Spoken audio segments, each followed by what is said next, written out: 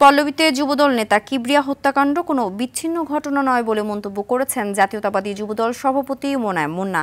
তিনি বলেন, mob culture নিয়ন্ত্রণে সরকারের দুর্বলতা ও আইনশৃঙ্খলা বাহিনীর নিষ্ক্রিয়তার কারণে এই হত্যাকাণ্ড। সকালে আরটিভিকে দেয়া একান্ত সাক্ষাৎকারে তিনি এসব কথা বলেন। সিসিটিভি ফুটেজ চুলচেরা বিশ্লেষণ করে খুনিদের গ্রেফতার ও বিচারের দাবি জানান যুবদল সভাপতি।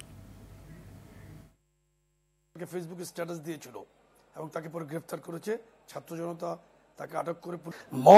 মবের মাধ্যমে বাংলাদেশে যে নতুন কালচার, এই যে মবক্রেসি সৃষ্টি হয়েছে, এটারই একটি প্রতিফল, মানে প্রতিরূপ কিন্তু গতকালকের এই ঘটনা। এটাকে বিচ্ছিন্নভাবে দেখার কোনো সুযোগ নেই।